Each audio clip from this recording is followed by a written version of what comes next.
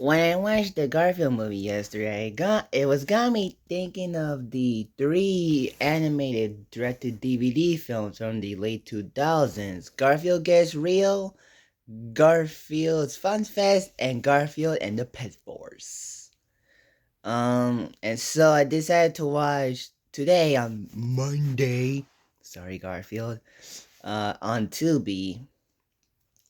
I prefer these movies over the Garfield movie, to be honest, because even though Pet Forest is quite adventurous, similar to the Garfield movie, it does have some Garfieldisms more than the movie, because Garfield, throughout majority of it, feels a little bumped and grumpy about things he needs to do, as opposed to the movie where he feels less grumpy and more like confused and depressed and angry, especially whenever he goes with his father, who he never talked to since he was a baby. So if Garfield is more like Garfield in this movie, and we still have more characters like Arlene and Normal, and Odie is still the side character, and John has more uh time, I guess, in these movies. Uh, Why not?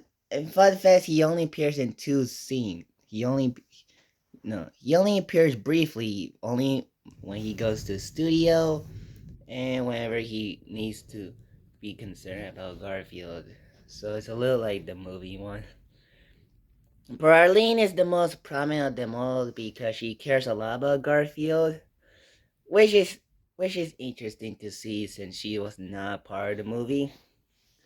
And Normal is the annoying one, of course, and also, spoilers, the villain of the second movie. And the relationship between Garfield and Arlene is not so bad, especially in the Fun Fest where Garfield feels regret about not dancing with her at the beginning, but decides to do it at the end. And they go become superheroes in Pet Force, which was fun. And Arlene was feeling concerned about Garfield, and Garfield gets real. So relationship between Garfield and Arlene are very good. And some of the characters like Vidface, who is like the villain of Pet Force, he's actually very entertaining because of her how evil she is and her laugh and their motivations. Though the weird part is that because the characters the Pet Force comics looks like the characters.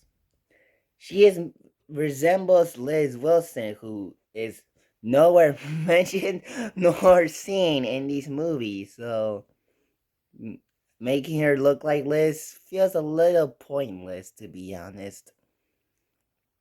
Especially since she turns into Empress John's love interest, so feels weird. Garzuka is a very decent character, so at least this Garfield movies have some decent stuff. And some of the humor. There's some brief funny moments that got me laugh out loud. Like there was one that where and Garfield gets real. Garfield was trying to sing, but everyone got tired. They throw things before he could do it. And it made me laugh so hard. Um, but there are two problems with it. One, and Garfield gets real. The plot is that Garfield is tired and of being a comic book icon, and so when he discovers that there's a real world, he decides to go there where the world is like the real life. The one problem, animals talk in that world. Animals don't talk in real life, so real life ruined, and still it feels kind of a little cartoonish, especially during the Chihuahua chase sequence where the lady barely gets hurt, which would have she would have been in real life. And I don't understand how the Chihuahuas got to the comic book world.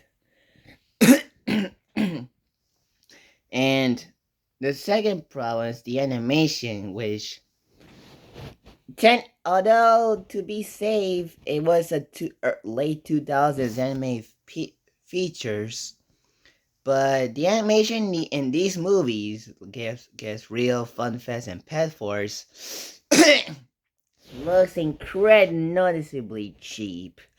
And I thought this watching these movies, these feel like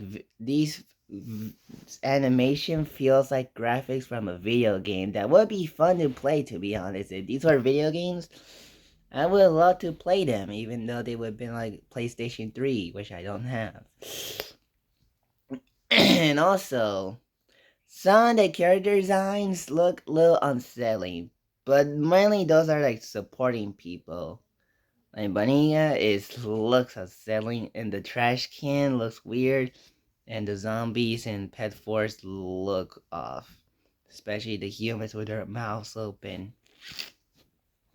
But in terms of the main characters, looks not so bad.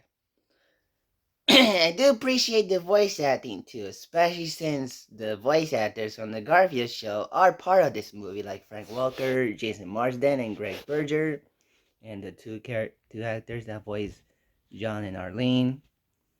They still did a good job from what they could have done in these movies, so I do appreciate.